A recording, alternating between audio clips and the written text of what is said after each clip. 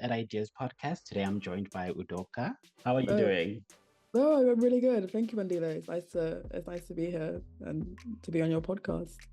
I'm excited. Yeah, and I remember our conversation piggybacking off that. I think I had a different opinion about visibility, which I wanted to bring to this podcast.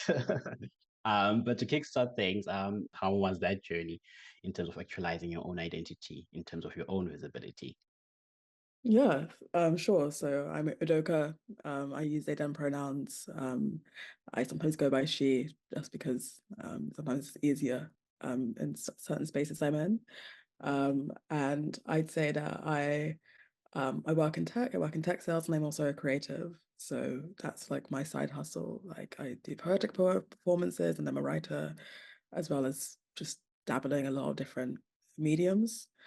Um, and I think that when it comes to visibility for me, what that has been is that I like a journey that's been entirely on my own terms, which is what I prefer. Like I think that um, like many people of African heritage, like it's not necessarily easy always to like be honest or be open about like all the ways that you're different from the people around you. Um, and I think that also people sometimes place too much of an onus on the traditional like coming out narrative. Um, and especially when you don't necessarily have much to fall back on, it can be quite damaging. So how like queerness has come to the fore in my work and like how I make spaces for other people, what I do personally in my own creative life is just like, yeah, um, coming through in my writing in quite a subtle way. I'll write on queer topics, so it informs everything I do, but I don't think I need to necessarily shout about it to prove something about myself because the community that is what's most important to me already know who I am. Does that make sense?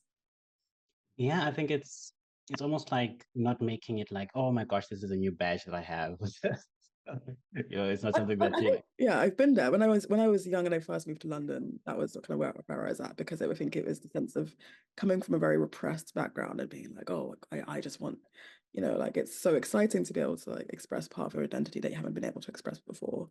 But there's so many ups and downs with that, not only in terms of like how that interacts with um, like your familial community, but also where you feel safe doing that. And for the vast majority of people, it's not necessarily an easy or safe thing to um, be super open about your gender identity, your sexuality. Um, so visibility is far less interesting to me than freedom. And I think that they're often quite distinct. yeah. And what does freedom mean in terms of visibility? What's the disconnection or the connection between the two? Um, so I was thinking about this before Yeah. this call. I think that visibility can mean a lot of things. Visibility can mean that you're being seen, but more often than not, it can also mean that you're being watched. And one feels like being surveilled. Um, there are so many communities all around the world where like every little move that you make is surveilled and like reported on through the whisper network of aunties. I feel like my Indian friends and my Caribbean friends and like all the other Africans I know, like all have this similar feeling. Or whenever I talk to people who are like East Asian, like it's like the community is a big thing, and what people think is really important. So, um, sure, you might be visible, but that visibility might come with a restriction of your freedom, and might come with like negative consequences. Um, whereas freedom is freedom from those consequences, or an ability to like protect yourself from them. And what Mhm. that might mean is actually like saying no to certain forms of visibility in order to more fully be able to like live your life happily in comfort. Um, Also, when I think of visibility, I think that trans women have never been more visible than they are now in the UK specifically. And that has come with a huge amount of both societal and governmental aggravation and attack. It's not come with an increase in rights or increase in happiness or increase in safety. In fact, the exact reverse is true. Even though we've always had transgender women as part of our like culture and our politics, I was reading an article about a trans woman who appeared, I think, on Big Brother back in 2004, and had a documentary made about her. So even though it was seen as a somewhat new thing, like that's 20 years ago. Mm. So it's not just a matter of like visibility means that things are getting easier. If you're kind of being used as fodder in a culture war, it's not like visibility doesn't help you. In fact, it's Mm. just exposure of an already quite vulnerable community. Quite an opportune time to discuss these bucket items about visibility more as a community, as we usually touched about the trans community being more visible. I mean, I remember in university we had a conversation about leaving the T behind, the way like the community felt like the movement was leaving the trans community behind. And I think slowly over the years, media coverage has started narrating different identities. I think we first started with Living Cox, popularizing a narrative about Black visibility, the intersectional visibility of Black trans women, and also in line with International Day Against Homophobia, Transphobia, Biphobia, or also known as Ida Hobbit. How do you feel that freedom should be articulated now in this lifetime? Um, so the first thing that popped into my head is Ida Hobbit. Like every time it comes around, I immediately think of it being something slightly Tolkien oriented. I'm like, hobbits. Like, I think Lord that of the Rings. yeah, Lord of the Rings. It's like, oh, like I just like the Lord of the Rings habit just starts playing in my head, and I'm like, we have to focus. It's important. Yeah, yeah. Um, so like I think that it's important to sort of focus on material gains. Um, one book I often refer to is Against Equality, which is um, edited by Ryan Conrad, and I think also who was part of a wider collective. Um, Mm, in the preamble to the Obergefell v. Hodges decision in the US, that was actually like offering critiques of marriage equality. mm, And one of the critiques that was offered, something that I actually agree with, is that by focusing so much on marriage equality, which is like, yes, in the wake of the AIDS crisis, the continuing AIDS crisis, similar to COVID, the AIDS crisis isn't over and the pandemic isn't over. But in the wake of the AIDS crisis, like you see the impact of not having marriage equality on many gay queer couples, um, and how they were completely disenfranchised as a result when it came to looking after terminally ill partners. So that came from a particular place, but actually, like the fight for marriage equality, at least in the US context and US and UK context, was incredibly well funded by people who weren't necessarily coming from a position of um, like being some of the most vulnerable people in the community. They were often already very middle class, already like mostly but not exclusively white.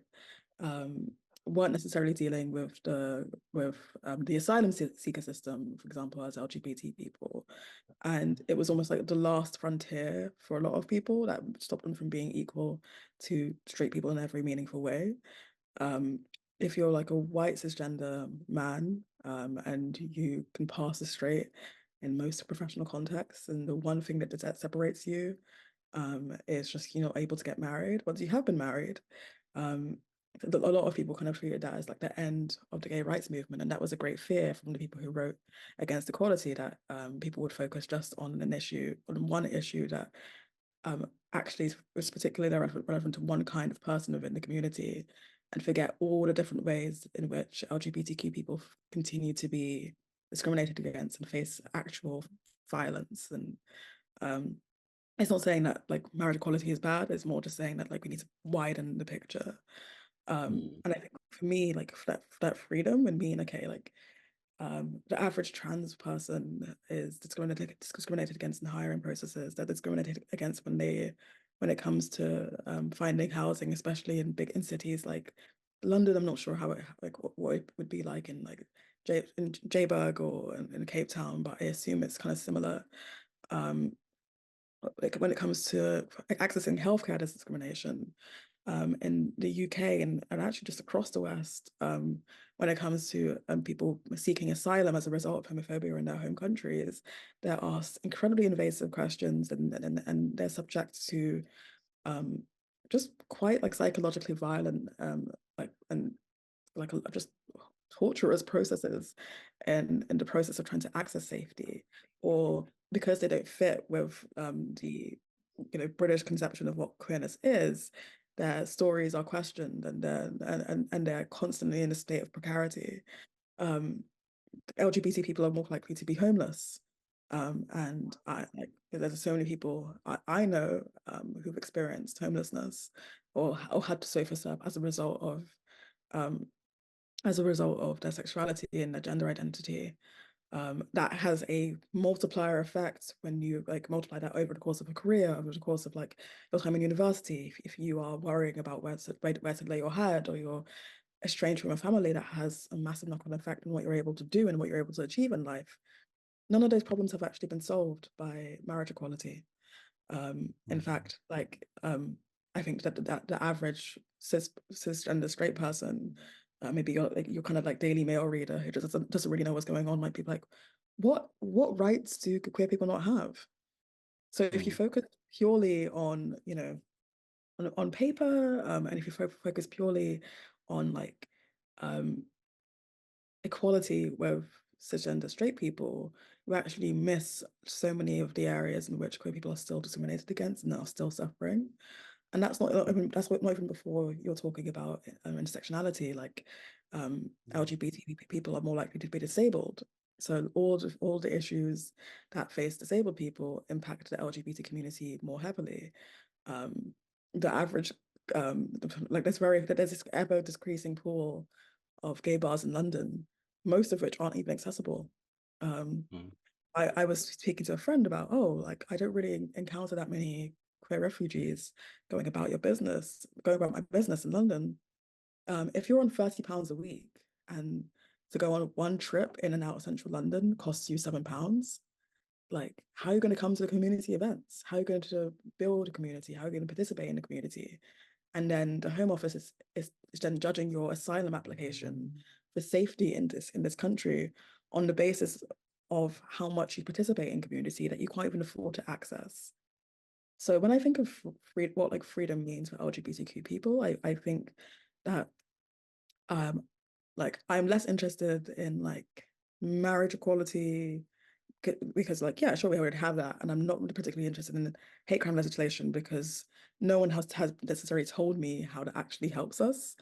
I'm way more interested in like policies that actually help keep people safe and help keep people housed at the most underprivileged part of for the most underprivileged part of our community. So if I can just summarize my understanding, so you're saying that the freedom would better look in terms of better access, resource allocation as well. So better access in terms of healthcare access and economic opportunity design, I would say. Because, still in the workplace, you find a lot of LGBT people earning quite almost lesser than their cisgender counterparts in large pools of different professional settings.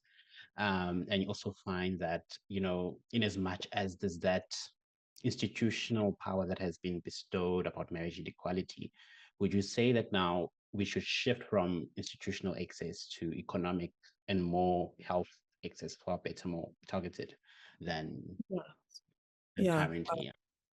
because I think that like for someone like even me as someone who I guess like I work in tech, I've got a salary, or like the professional classes who have the protection of private healthcare, they have the protection of the ERGs, and sure we can go to Pride, sponsored by Barclays, and we can have a good time, but um there's a significant proportion of this so-called community that cannot access these spaces, um for whom these spaces have been made inaccessible.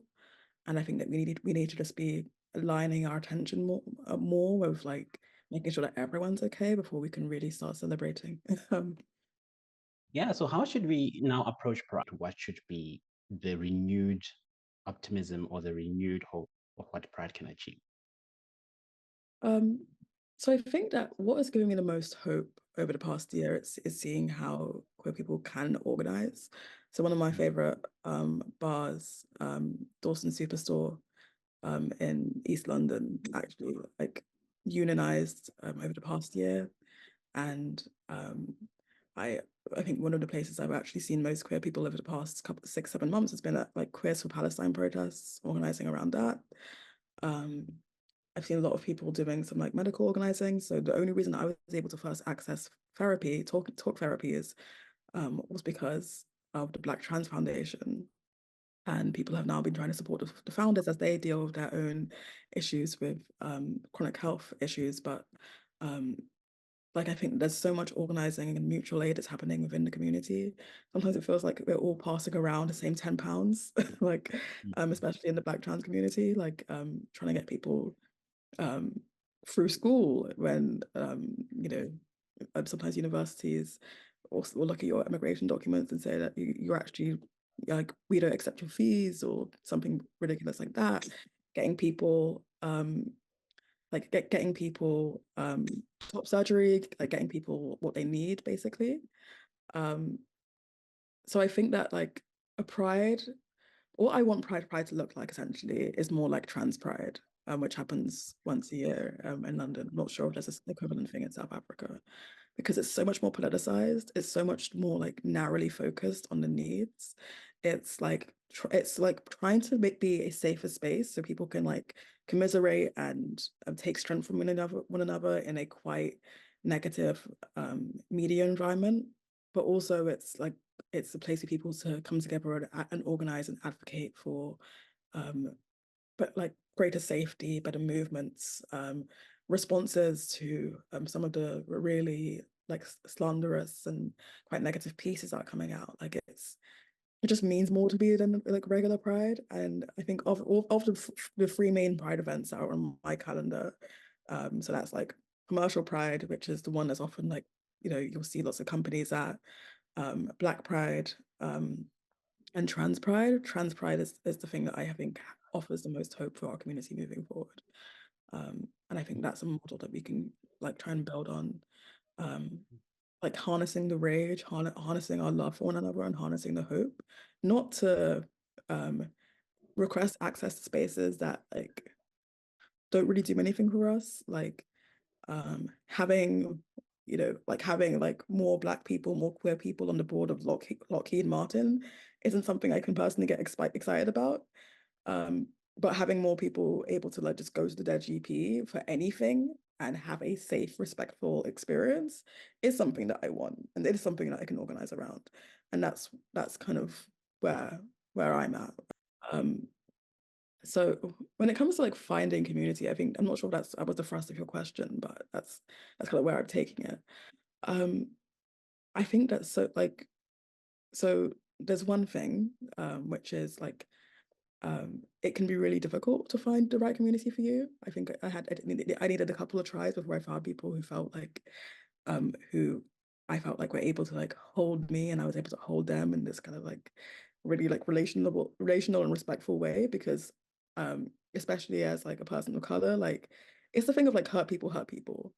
So like you always hear people like these like really um like fraught and like painful friendship or like housing situation blow up. It's where people are like really touchy and really like, where there's like not particularly a lot of grace, because everyone is holding a lot of hurt that they've grown up with around their identity. So they find like a community of like-minded people who've gone through similar experiences, but they've gone through similar experiences, so they're a little bit wounded. So it can take a while to like find that community. um I will say that like the whole idea of like an LGBTQ community just doesn't feel real to me. Like I'm like, what? Like I feel like I honestly feel this way. Like I feel like the white gays are in a very different, especially white gay men, a very different kind of community to the community I'm in. Like when I go to heaven, I don't really go to heaven. It's one of the biggest, maybe the biggest LGBT club or gay club in London. I don't really go to heaven anymore. When I go there, like I'm treated like I'm a tourist. Like, and it's just I'm like, oh, like we aren't, this is like my yay is not your yay, as they say. Like it's whatever. But yeah, I think just finding people like you, like it requires a lot of patience and a lot of openness. Like it was something I actually focused on. Like I was like, I want to build more friendships with like other Black queer people. So I had to like really like, yeah, like take my time and um, like build relationships of trust, relationships that weren't based on like what we look like or how cool we are, but like genuinely like seeing each other and like relating. So that and that was lovely, but it took time and it took a lot of like trial and error and like on my part as well, like I had to learn how to be a good friend to people who like me had some bad experiences. And I had also Yeah, had to like let go of certain things, like certain yeah, expectations of friendship as well. Um, but I'm also thinking that like for a significant proportion of like our community, like especially chronically ill people, like that the idea of like the club as like the number one space for community is not that accessible. Like first of all, like you're charging me £20 before we can cross the threshold, and then I'm supposed to mm, buy drinks. Not all of us have a good relationship with alcohol and drugs. In fact, we're far more likely to have a bad relationship with alcohol and drugs. Me personally, I get overwhelmed. Like there's the version of myself, the Udoka that exists in my head, wants to club till 6 a.m. But I get there and I'm like, I want to go home. I got gym in the morning. I want some tea. I yeah, look after my plants. Like what? Like I need to go home. Like, and I yeah. love the girlies. Like they have so much fun. But I'm like, I wish I could be one of you. I am not part of your number. I'm sorry. Like, so there's that. um, A- I And think I that think like you've touched on, yeah, yeah, I think you've touched on like something that's quite common. I think in the frustrations of building other queer friendships and other queer, I think that's where my other earlier question was about finding community. It's almost like we struggle alone with our own complex emotions that come with being LGBTQ, their own complex configuration of intersectional experiences that we encompass every day. But now, when you switch now to go to, like, for example, the club scene, which has become quite a notorious breeding ground for relationships nowadays, I think it's almost like the times haven't kept up with where people are now. Me, I'm like always wondering, how do we start building that openness that you experience about throwing yourself out there, being bold enough to really take bite the bullet as it comes, I'll say. Just saying, listen, I am not going to be afraid. Yes, this is expensive access to people, but I am not going to do this. I'm going to do it my own way. I think there's also like you can't do it alone, right? It's all community, right? So like my favorite queer event that happens on a monthly basis is literally like foraging. Like we just go to a park, we learn about mushrooms together. It's called Misery Party. It's Mm, so much fun. Like, and it's in the middle of the day on a Saturday. It's super chill. Like no one's like it's a sober space as well. So like there's no pressure to like do anything they want to do. Like yeah, it's just very gentle. And I think that like people have worked or like T-Boys Club. So like sometimes it is like in a club night, but like they like it's a club night in London that is like for trans masc people and allies and like non-binary people. And they often do sober nights as well, which just seem really lovely because it's like, oh, why can't I hear poetry in the club? You know? mm, Like just like not feeling the pressure to do things that aren't aligned with who you think you are and like just finding the things that are or starting the things that are. Like mm, um I hosted a big old Christmas party and I asked everyone to bring a poem with them and we just shared poetry and great food. And I like forgot to drink. like like people like brought alcohol and like I made some like mulled wine, but I was just having so much fun. I wasn't really drinking. But yeah, I think that like especially because most people aren't lucky enough to be born into queer families. Like you're reading Stonebridge Blues, you're reading, I mean, hopefully you're reading. But yeah. like what you're watching, like something that like Ryan Murphy made, and you're thinking, oh, that's what community is like. And Mm, um and then you feel like this kind of pressure to like emulate that when actually like it can yeah. be entirely on your own terms.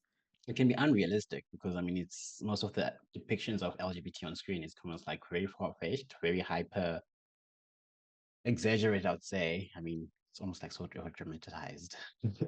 Yeah, it's about, I mean, uh, I'm a bit camp, I won't lie, like I'm a bit much. Like I am an extroverted person at the end of the day.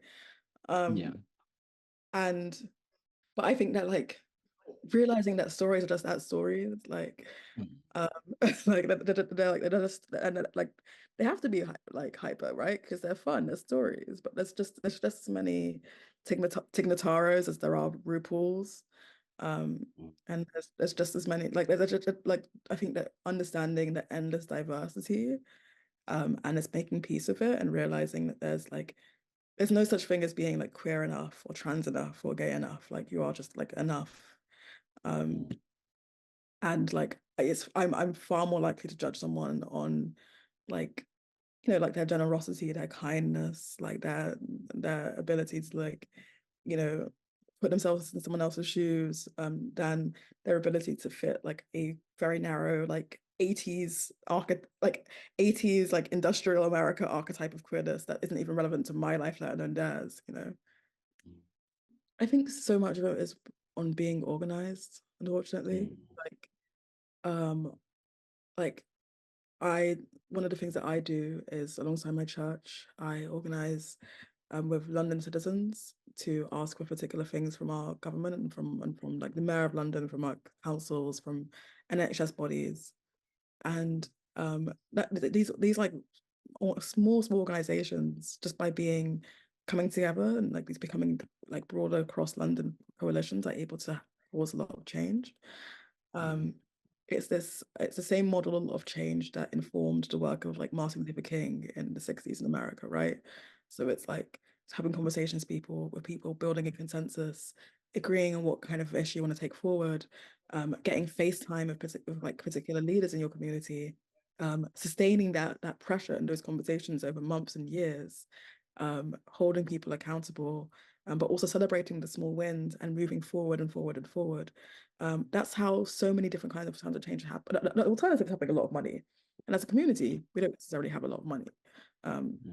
So we only really have like the community building and the organizing as an option.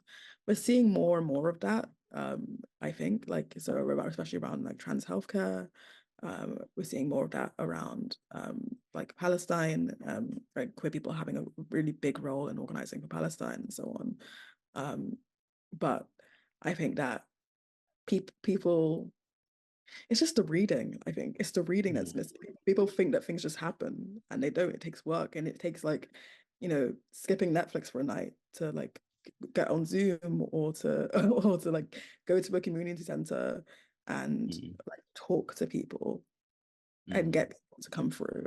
Like the number of afternoons I've taken off of work to go to like some random place in West London to talk to like some like an NHS trust leader to try and get them to pay people a living wage over the course. And that's me coming quite almost late to a process that's been going on for like 2-3 years. And as a result of that process, and this is something that's like not connected to queerness at all, but it's connected to like the spirit of organizing. Is it like 8 or 9 trusts in London have agreed to pay their staff a London living wage?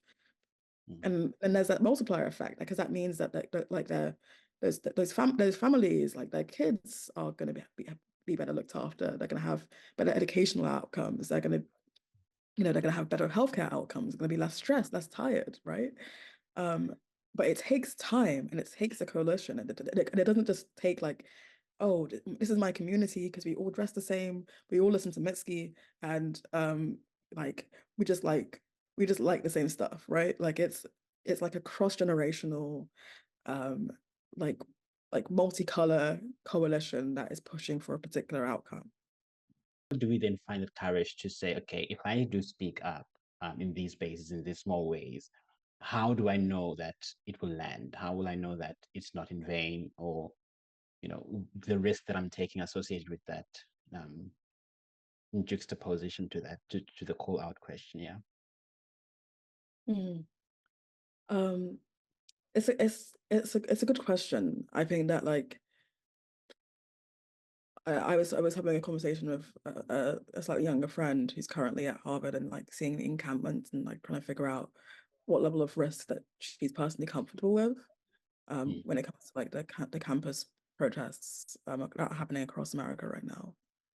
And I don't have a good answer for it. I think everyone needs to kind of like cut their cloth according to what they want to wear in certain way.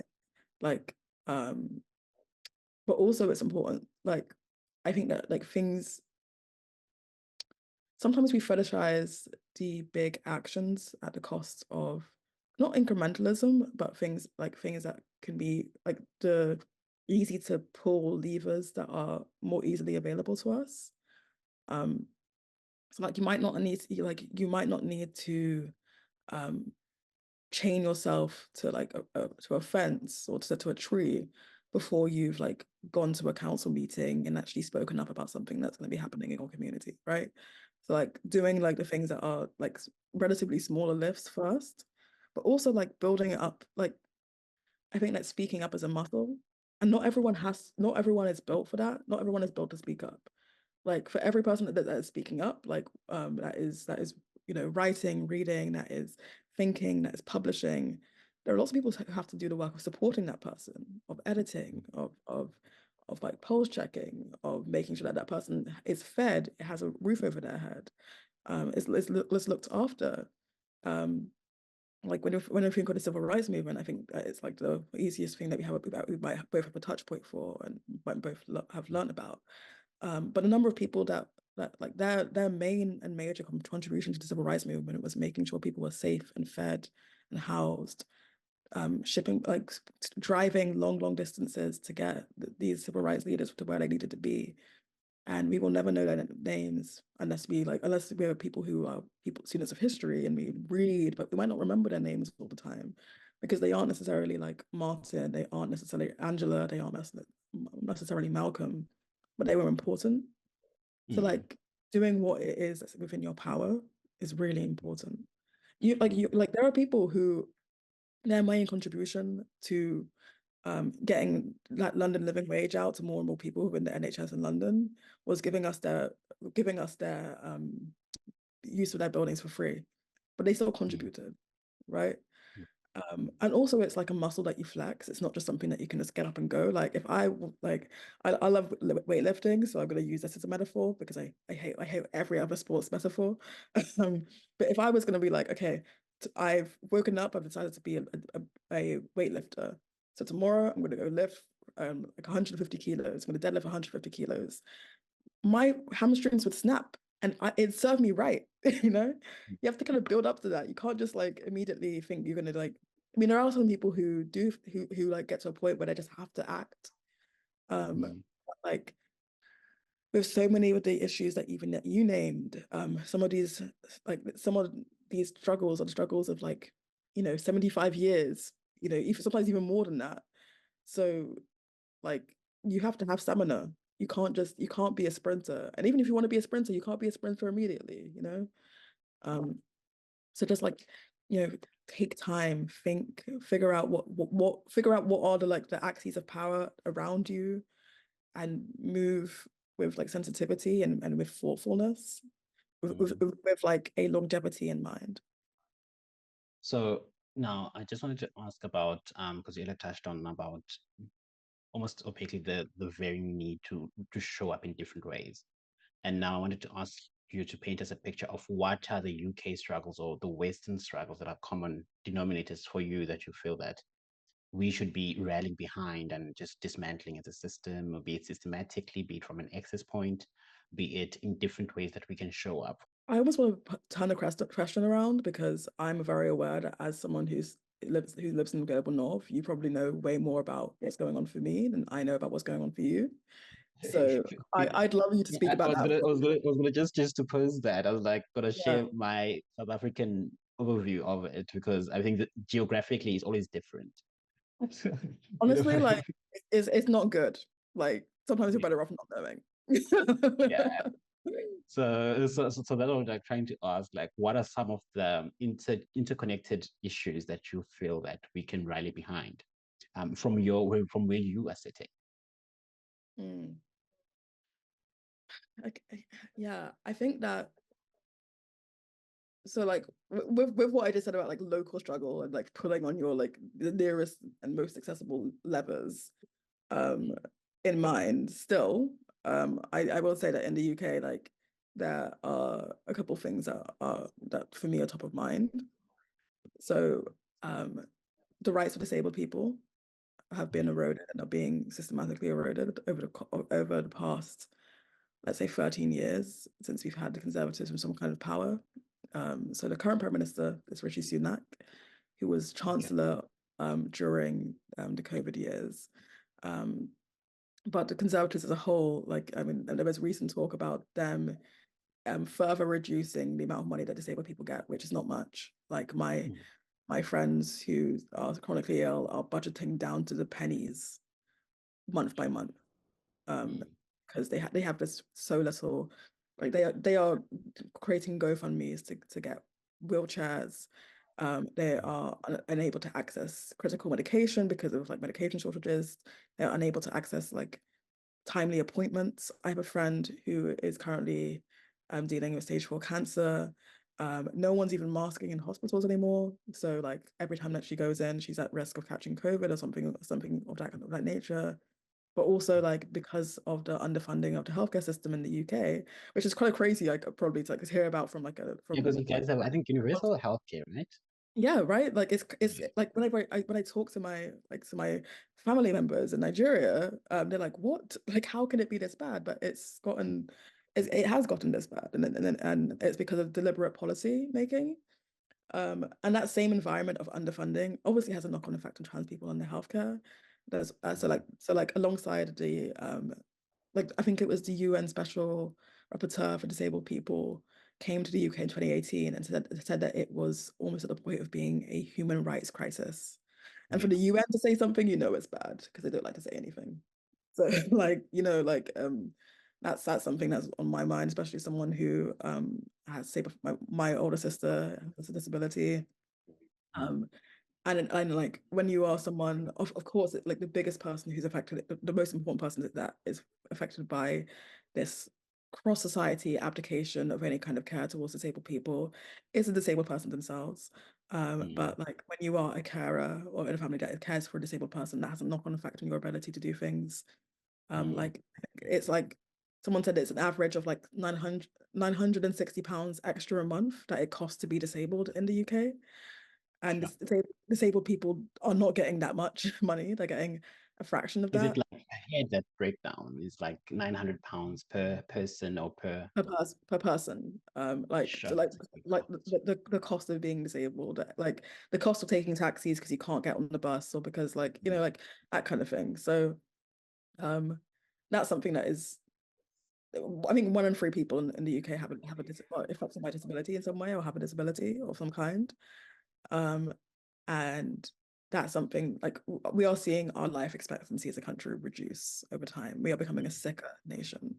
So that's something that is big It's for me. quite growing concerning because I mean, disability or being differently abled, as some people would prefer, is that you you end up being lost out of traditionally from the mainstream because the world You doesn't want completely to consider. Yeah, it's like a shut out, last of thought. But yet it's growingly becoming. I mean, more and more people are becoming more prone to being differently abled or being disabled, I would say, given the environment that has been deteriorating. I mean, climate change being one of the biggest risk factors for causing exactly like disability as well. Um, getting worse. Like this is how bad it is now, and like we're only just starting to see the effects of climate change. But mm, 60% of the people who died because of COVID in the UK were disabled people. mm, sure. Um, People with learning disabilities were particularly vulnerable to dying due to COVID, to the point where actually they were given do not resuscitate orders. Mm, So they like, which is basically when like letters saying that by default, some of them were just told that like if they were in a coma or on a ventilator due to COVID, they would have a do not resuscitate order attached to their lives because not because that they were already deeply sick, though that was the case in some cases, but because like there was just this assumption somewhere in the hospital that would be the case, that they sure. shouldn't attempt to resuscitate them. So it's bad, and I think that I Mm, wanted to highlight it because I think that sometimes like as I said, it is intersectional. Like a lot of queer people are affected by this, mm, um, but also like it's important to like paint the full picture of yeah. organizing against. So in terms of that battle, what are the opportunities that we can address it with? So I mean, I know, for example, there's neurodiversity now that's picking up. It's almost as picking up as intersectionality talks now. Neuro inclusion is becoming more focused, mostly on the neurodiversity element of it. what would you say would be be the rallying name behind that addressing and tackling the disability disservice that we or the injustice that we see now? Hmm. So there's a couple of things. I think that like so much of it is policy. Yeah. Um, like like I can the difference in the childhood that me and my sister had, me like being like I was diagnosed very late with ADHD, but like my sister was diagnosed very soon after birth with Down syndrome. The childhood that she had would not be possible for her now because she had that childhood during a Labour era, and and Labour was by no means perfect. And I have so many critiques of both that era of Labour, of the Labour Party, and the current era. Um, but just making it a non-negotiable for our Mm, politics. I think that and also as someone who was multiply marginalized, and I think that you feel the same. Like I think that that sense of solidarity. Like whilst I'm neurodivergent, and like I have my own issues that I deal with, um, I think it's so important to show solidarity with other people and with mm, disabled people especially. Like that's because you know like going back to queerness, like during the pandemic, when like some of us are worrying about our own lives as like chronically ill people or as people or our families as people who like love and live with chronically ill people or people who are at risk. We had like we had videos of like boatloads of gays partying like it was no one's business, right? mm, So like that sense of solidarity and cross community care like people kind of idolize the AIDS crisis for this. And it wasn't always true in the AIDS crisis, but there was more like the reason that like L is at the beginning of the acronym is because even though lesbians weren't affected by the AIDS crisis as much as, everyone else, they like they really worked to care for um, gay men and trans women that were particularly affected by it. Um, mm, so like bringing more of that back and more of that mm, sense of like, oh, no one's free until we're all free, and no one's rights get left behind. Because I think that's that was the big disappointment of COVID is that we all coalesced around caring for the vulnerable and then forgot it as soon as the clubs opened up again. And yeah. that's something we need to kind of like return to and actually like look into ourselves about and be like, oh, there are ways I failed to be a good ally. I failed to stand in solidarity. How can I change that? How can I fix that and get back on that? To juxtapose South Africa's own struggles, I think we have a more of a youth crisis that's more prevalent. We have a stubborn inequality. I mean, we still enjoy, I'm not sure if we enjoy it or not. Probably it's a political enjoyment more than anything, because I don't, everyone that I've met who's also South African doesn't feel connected to the promise of prosperity or the promise of change that has happened since 1994. So we've had almost an exodus of talent, at the same time a brain drain from young professionals who saw that this country wasn't going anywhere because people wanted to grapple with power, or people wanted to just hijack opportunities for themselves. So we have therefore left a discouraged voter population which is quite young, Mm, a very massive young population that is unemployed, that seeks opportunity but is failed by the country that they are born in. And in a majority Black country, it's so perplexing when almost everyone that is either unemployed or stuck in unemployment or has been unemployed.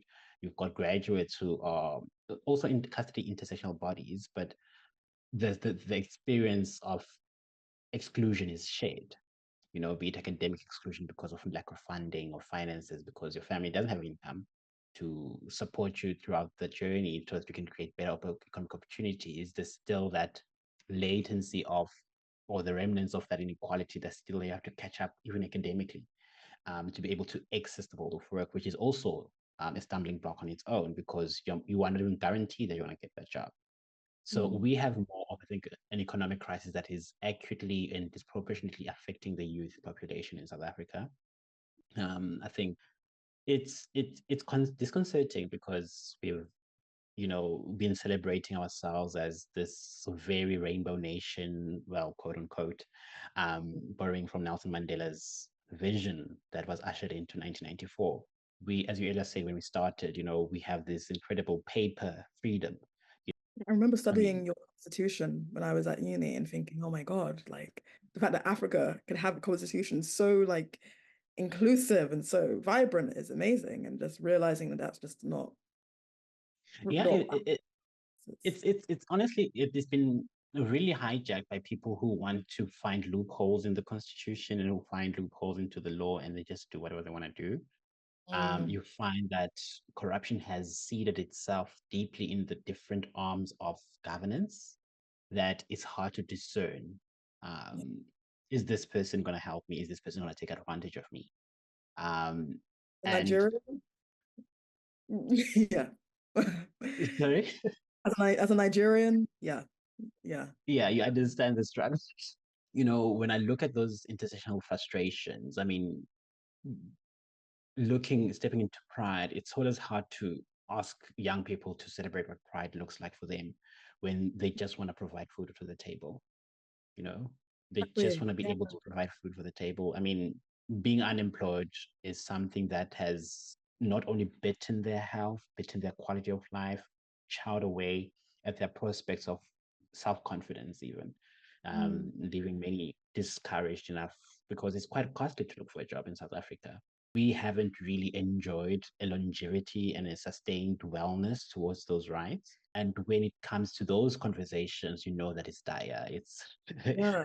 Yeah, no, it's because completely, yeah. And in as much as these systems plague and these issues plague, people still find the resilience to enjoy life. People find the resilience to be unfazed by the continued disappointments in our leaders, the continued disappointments in economic powers and economic institutions that have failed them continually.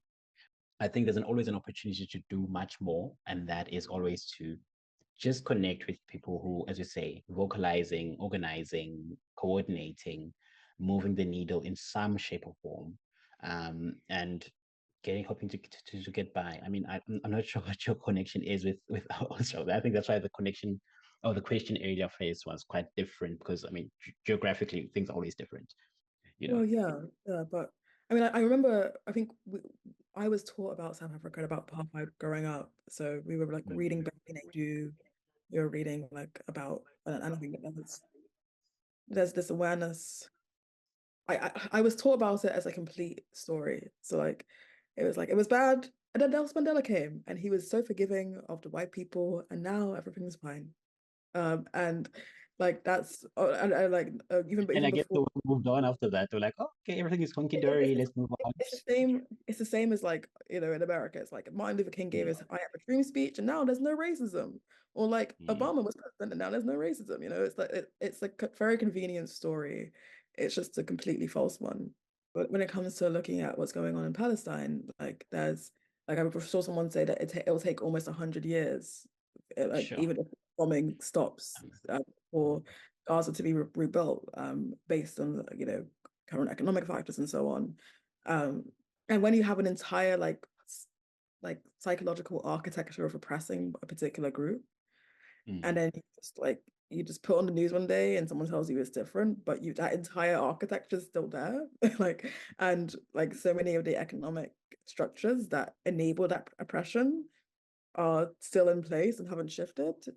Like mm, I just don't like the math ain't mathing. Like substantive change needs substantive change. mm, Um, and just getting a slightly darker, a slightly more melanated face, um, in the same corridor in the corridors of power when like when you've got like these old manor houses where like the servants' quarters are built into the house, you might need to rebuild the house as opposed to just changing the face at the top. Um, mm, like there's it requires labor, it requires effort, and we have so many examples of where that labor, that the reparation has not been done, so that mm. there can't be healing without recognition, without reparation. Yeah, So and without like a a sea change in the structures. yeah. I mean, in light of these struggles, what brings you joy? I mean, I know you're into spoken word as well. You're into literature. You're into, well, writing and producing words. Of course, it's a gift. to produce words. And how was that journey been like? How did you fall in love with this word art, I'll say? Um, yeah, I'd say that um, it really largely came from just enjoying reading and enjoying art. Like I was like, I like this. I'm going to do this myself. Like in a great simplistic way. Um, I think that like the thing that what brings me the most joy at the moment, I'm reading lots of fantasy again. Like I'm doing the thing that I used to do when I was a child who literally lived in the library, and I'm reading like a book every 2 days. Like I'm like I used to, I don't know, I had the kind of typical thing of like being a kid that read a lot and then like a 10-15 year period where I didn't read that much, or I struggled because social media and distraction. And now I'm getting back into just reading a lot again, which has been really fun because I think that you can't be a good writer unless you read. It's like trying to be a filmmaker without watching films. Like it just doesn't make sense. Yeah. Um, been reading lots of Discworld by Terry Pratchett, which is it's very British, but it's also very like whimsical and silly and funny. Like I'm always like, I'm really You, sorry, it's very British. yeah. uh, You but earlier mentioned like a few authors. I think what would you say are the top three books that we should start reading from it, who are authored by intersectional bodies that you are feeling mostly inspired by? so I have to talk about the book I was in. Like, so Yeah. I co-wrote and edited a book called Global Black Narratives for the Classroom. It's a 2 volume book. And everyone on the editing team is a Black woman and a non-binary person on the writing team and the editing team. We put it together to be put in classrooms to help people like teach about Black history. So there's that. Highly recommend that. Um, Yeah. intersectional bodies. So I feel like in terms of something that has kind of inserted itself into how I think about freedom and liberation. Um, Kindred by Octavia Butler, Hmm. which is just like and that's like the that entire series. It's um I'd put it within the realm of speculative fiction, but it's like this young girl writing her way through an apocalypse and Hmm. through like an endless crisis where like society's falling apart, it's falling into violence, and trying to start her own religion, and that like gives her and her family and her people a way out of Hmm. that crisis. Um, Beautifully written. And I think that that's where like the whole idea of like God is change and like change is constant. It's something that's to be embraced. Hmm. And that you need some. I think you need it. Like you need a dynamic, changing faith for a dynamic, changing world, um, and that also allows you to have hope Yeah. as things change. And in this, we're in an era of endless crisis. It feels like it's one crisis after the other. It's overlapping crisis. It's the climate crisis. It's the pandemic. It's the economic crises. It's the crisis of supply chains. It's the crisis. It's endless war. Oh, It's a lot. the industrial complex. It's the crisis of like our feelings about like gender, sexuality, all this other stuff. And it's like, but like change is the constant here. Um, and getting used to change and knowing how to move within it is something that I think we should all try and like align ourselves with. And I Hmm. think like it's always hard to do free in it. Like it's always a bit difficult. Yeah, it's hard to always like really Uh, summarize and put it into a neat little box. Well, because uh, the spectrum is quite big, as you well articulated your passion. So what would you say you are mostly vocally passionate about in terms of your own talent and your own writing, or storytelling? I'm really passionate about things that are a bit weird. Like I think that like I situate myself is in speculative or weird fiction. So anything that's like taking something and looking at it from a slightly like non-Euclidean angle. Um, Hmm. so I'm very inspired by fantasy and sci-fi. That's what I kind of grew up reading and grew up watching Doctor Who growing up.